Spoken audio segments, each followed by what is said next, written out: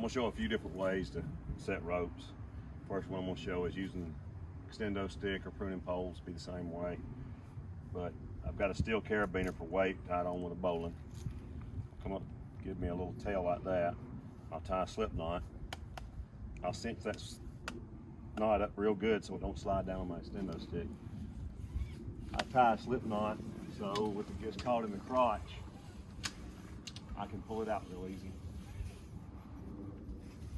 Keep my stick really straight because it gets heavy if I don't.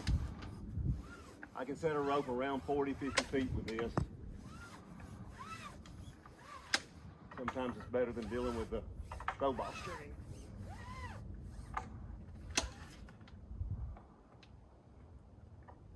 What I'll do is I'll put it right there in the crotch and I'll drop it off.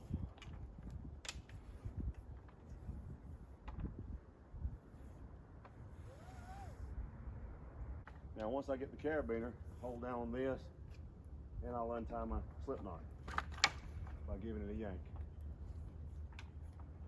And that way it don't get hung in the crotch. I pull the rope back to me.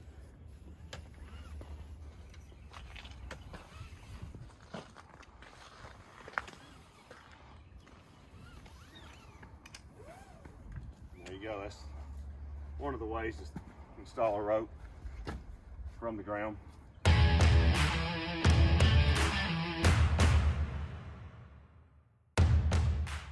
I'm going to show a couple different ways to set a rope with a throw ball.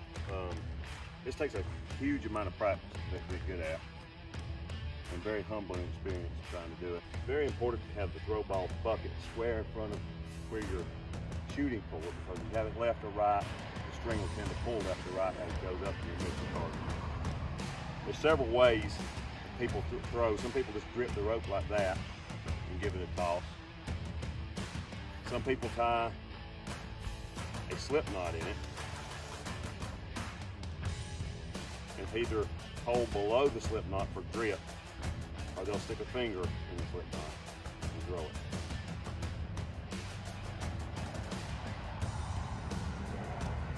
I prefer dropping it through itself like that because I can control how much swing I get. If I'm getting a pretty tall shot, I want more swing.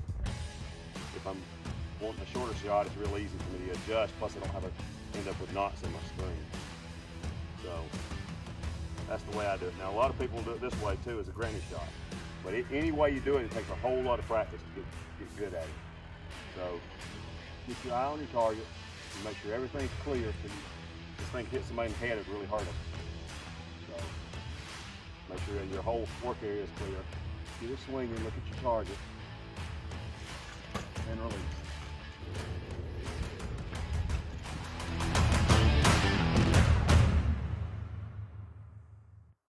When you get a throw ball string, tie your little stopper knot in the end of it. Keeps it from slipping out. But the best way I found to put it on there is, call it a ring hitch, but it's actually just a girth hitch. And you just take the ball, drop it through itself right there, creates a girth hitch. You put that knot in there because if it gets hung or something, you start pulling hard, it won't allow it to come out. It won't let it lose it.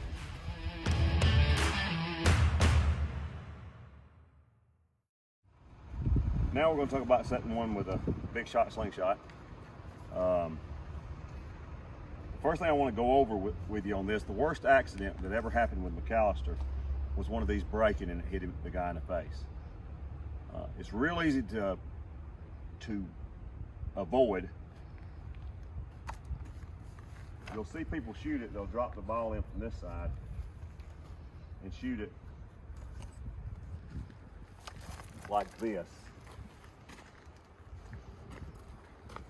Well, the problem with that is when you tilt it towards the tree, all the force is coming towards your face. Even if one of the rubber straps breaks, it could hit you in the face. With the accident I'm talking about, it broke right here and the entire head slammed into his face. It was a really bad accident. So it's easy to avoid that though, just by simply turning the pole around. So we never shoot the slingshot with it tilted towards our face. Now the force is coming here in front of me. So when I pull the slingshot down, when I pull the slingshot down and tilt towards the tree, if it broke, it's going in front of me, hitting the ground, not my face. So these are good, different size poles. Some of them's adjustable, then some just using pruning poles. I can set a rope with ease and accurate over 100 foot in the tree. So here we go.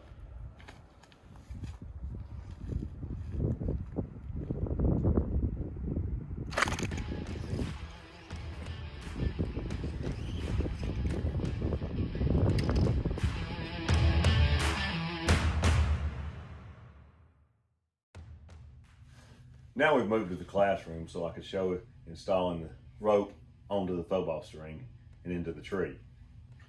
So the way I usually do it is I'll put a girth hitch, leave quite a long tail there, onto the tip end of the rope. Then I will half hitch coming down the rope.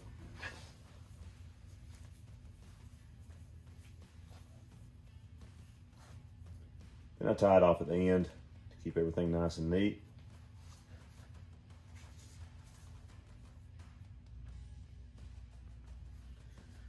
Now, this is really why I come into the classroom, to show you this. It would have been very difficult to show you out with it way up in the tree. See how that bumps into the limb? So if I pull back a little bit, give the rope a twist, it'll snake right over, even in a tight crotch. Flipping the rope, sometimes we can get it to go over it, but usually twisting the rope will get it to go over it. Now you can't see it as well when you're in the tree. You just have to twist back and forth and work with the guy that's pulling the rope up to get it done. And another way that we can install a rope, and this is the way I would use if I had a very large, wide open crotch that I put it over. There's no need in doing the half hitches if you want to save a little time. I would just simply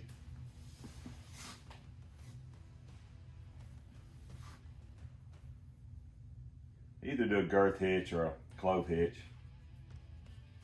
put it and leave the tail like that, then pull it up. Let's pull it up in the tree. It's the same thing. When it gets up there, if it bumps into it like that, it'll be very difficult to pull it over. But if I twist it, it goes right over. So just twisting the rope will help you install the rope.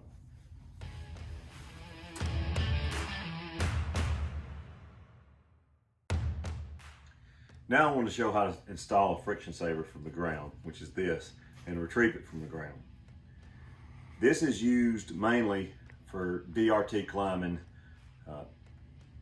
to save energy by not having friction around the crotch.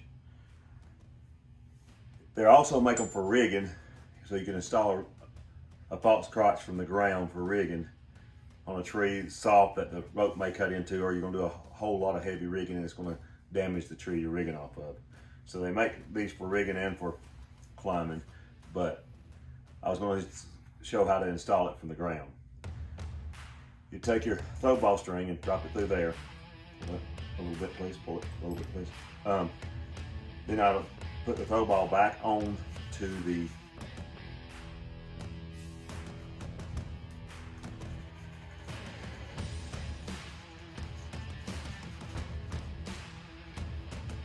there. Then I'll take the other side of the string, drop it through this hole, make sure I ain't twisted. Drop it through this hole, like that.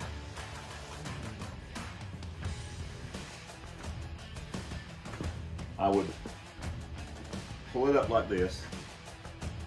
When it gets near the crotch, like that, I'll give it a good swift yank, and the ball comes back to the ground. So, now, to install the rope in it,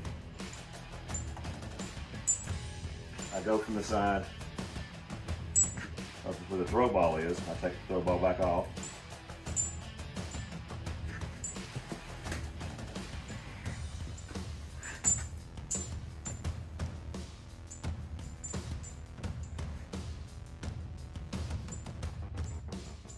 And I tie it on just like I did before a little bit, please.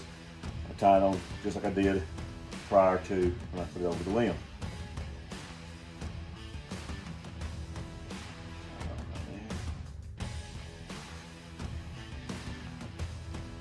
There, just with yank, and down it comes. Now, if I need to retrieve that from the ground, if this was a climbing line, just make it a lot, I'd have to make it a lot easier to move around the tree because I've got two good slick rings to travel on. But I wouldn't want to climb back up the tree to get it, so you just tie a little granny knot here. If I need to retrieve it from the ground, I pull it up,